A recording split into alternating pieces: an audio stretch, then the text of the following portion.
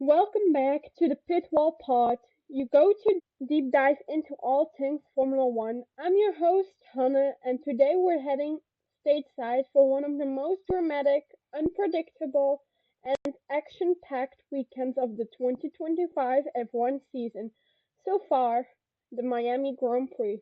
This episode covers everything from free practice 1 on Friday and sprint qualifying to the chaotic sprint race on Saturday and finally Sunday's Grand Prix, which ended with a shock result that might shape the rest of the season.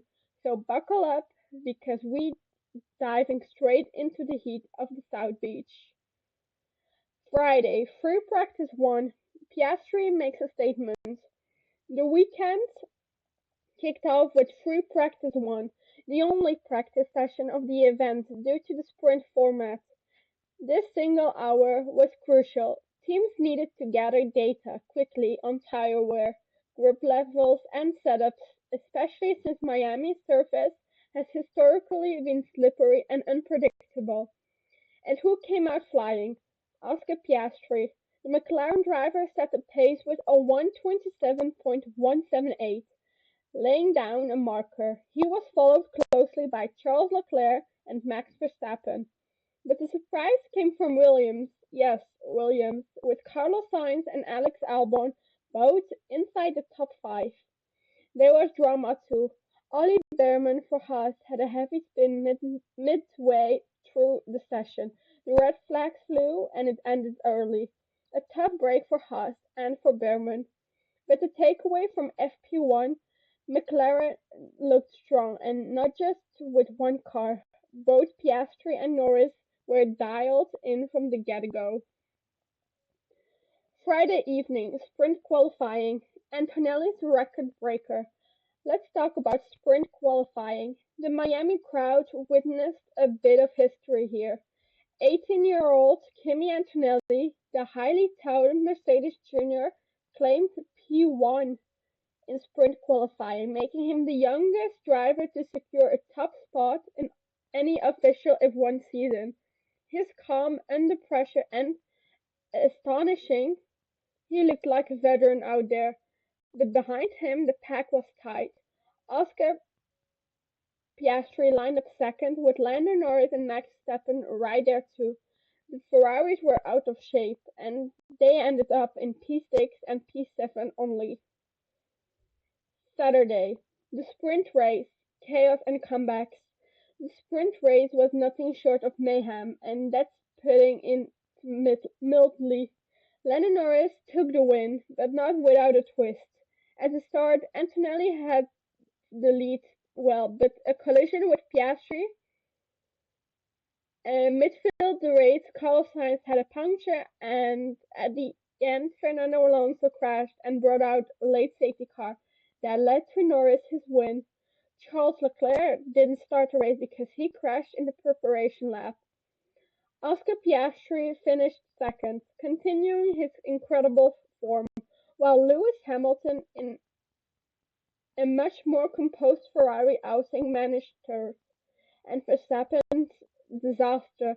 When he pitted for slick tires, he had a collision in the pit lane with Antonelli, so Antonelli needed to wait to pit. Verstappen got a 10-second penalty and dropped him to P17. Saturday evening, Grand Prix qualifying.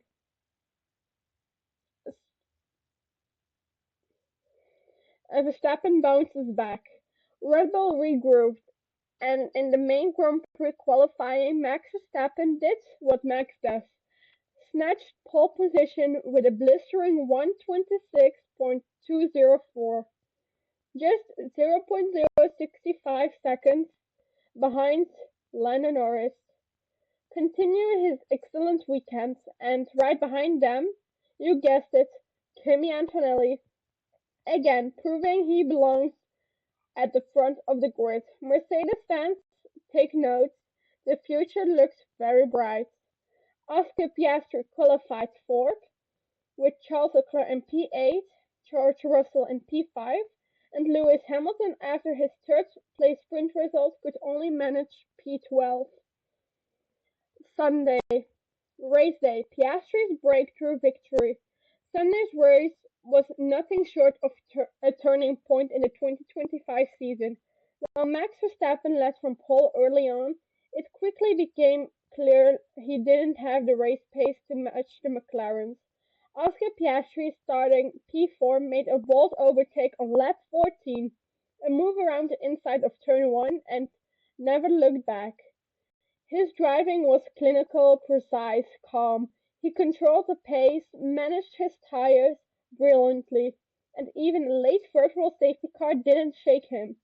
By the time the checkered flag waved, Oscar Piastri won by over 4.6 seconds from teammate Lando Norris, delivering McLaren's 1-2 finish.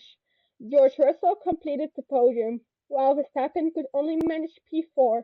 After the race, Verstappen admitted, "They were just quicker today. We have no answer." Behind them, a stunning result from Alex Albon, P5 for the Williams. An absolutely fantastic drive. His teammate Carlos Sainz only finished in the points P9, showing just how much progress Williams has made this season. Antonelli again in the points with P6. The rookie is exceeding expectations. As for Ferrari, it was another tough day. Leclerc finished P7 and Hamilton P8. But the radio exchanges told the real story. At one point, Hamilton said, "You're not listening to me," in frustration with his strategy team. It's only his sixth race with the Scuderia, but tension is already simmering. Yuki Tsunoda rounded out the top 10 with a solid P10 finish for RB. Race results summary: 1. Oscar Piastri. 2. Lando Norris. 3. George Russell. 4th. Max Verstappen. 5th. Alex Albon. 6th. Kimi Antonelli. 7. Charles Leclerc. 8. Lewis Hamilton. 9. Carlos Sainz. And 10. Yuki Tsunoda. Championship pictures. With his win in Miami, Oscar Piastri leads the Drivers' Championship with 16 points from Lando Norris. McLaren is rising fast, and the question on everyone's mind is, can Piastri halt his momentum? Red Bull still has the machinery, but the tracks are starting to show. And Mercedes, they were building, but Antonelli's performances are giving them real hope. Ferrari, the pressure is mounting.